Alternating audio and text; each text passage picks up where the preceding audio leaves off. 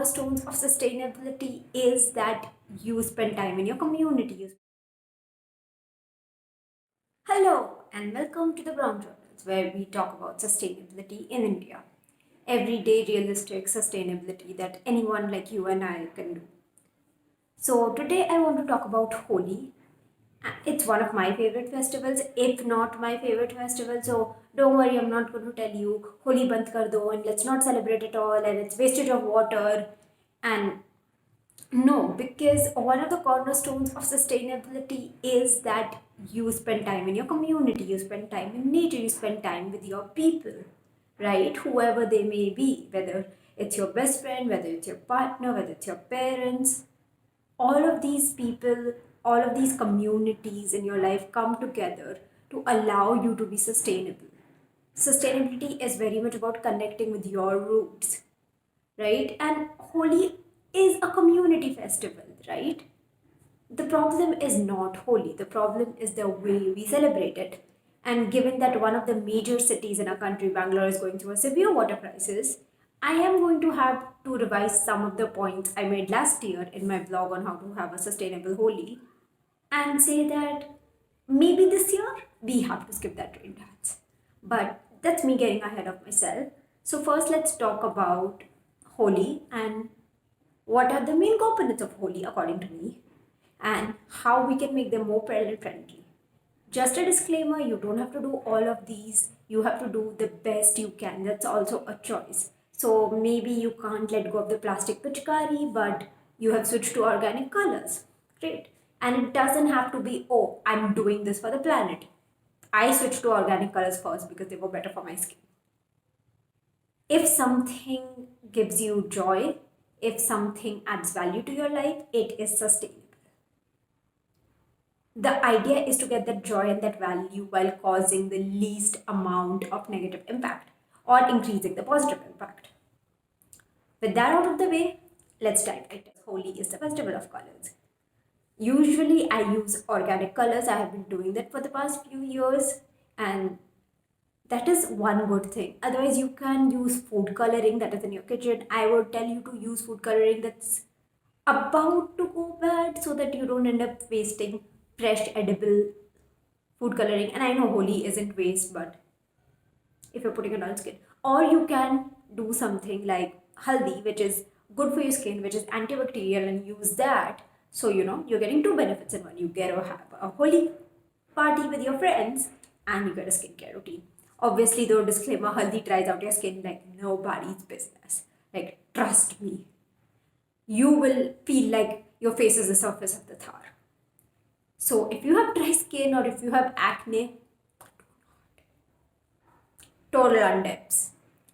But all of that aside, organic colors you can get them from websites like Fulco and a lot of other organic websites. I'm pretty sure you can even get organic colors on Blinkit and Instamart at this point. I have an affiliate link with websites like Our Better Planet and Brown Living India. Now, I'm not going to say either of them are perfect. They're both imperfectly sustainable, so you will have to Zoobop the brands. But I will link my affiliate links down below. And if you do decide to shop through that, thank you. But why organic colors over conventional colors? So the thing with organic anything is it uses less pesticides, which means there's less surface runoff, which means less pesticides and stuff gets accumulated in our waterways, which means there's more fresh water for us to drink. Remember what I said about Bangalore facing a water scarcity? These are things we can do that make sure that our cities don't end up the same way, right? So switch to organic items in your daily life as far as possible. That is one thing you can do. Second thing is you have to prioritize local and seasonal, not just to save water but even in colors, because local gives back to your community. So yes, if I have a choice between say an organic color that's been transported thousands of miles and a local organic color, I will choose the local one.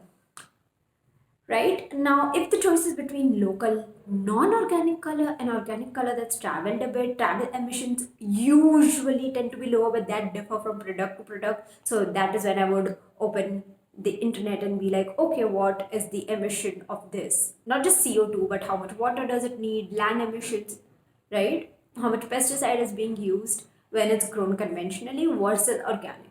If growing it conventionally, which is more likely to take more on out of the planet than traveling, if that's the case, then I will choose the traveling one.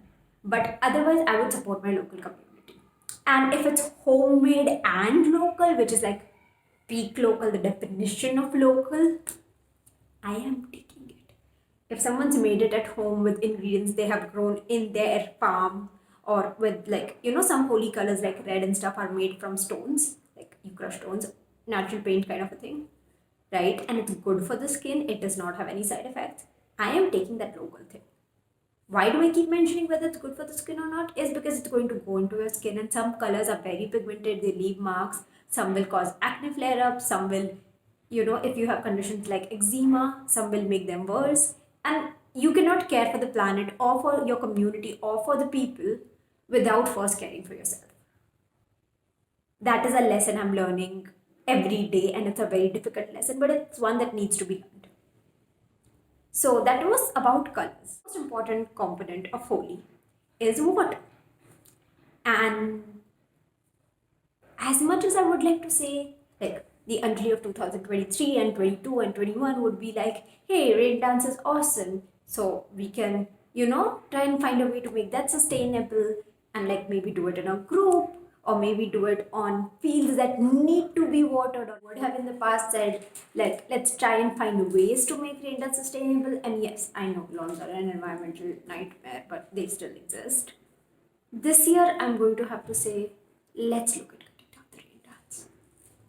It seems insensitive to waste water or even enjoy water like that when an entire city is going through water scarcity. If it's really, really, really important to you, maybe have a smaller version of it, right? I'm not going to tell you to reduce something that gives you significant value. Or another thing you can do, which I feel is a great idea, get a giant tub or multiple tubs, put people in those, dance, let the rain shower on you, the water gets collected in the tub, and that can be used for other activities, right? Basically, try and get innovative, try and conserve water, try and save water, because rainwater harvesting and stuff is all good, which we should all be doing, by the way. But there's no point in saving water if the water we have we do not use judiciously. Same goes for pitchkaris and water guns. Now, I haven't used one since I was a child, and obviously most of them are made of plastic, but I remember I had one pitchkari which I used for like 4 years because I was like emotionally attached to it. I don't know, man. Like, my dad would offer to buy me a new pitchkari, and I would be like, no, this one. Bros for life. Right? And then I gave it away to someone when I realized we had grown apart.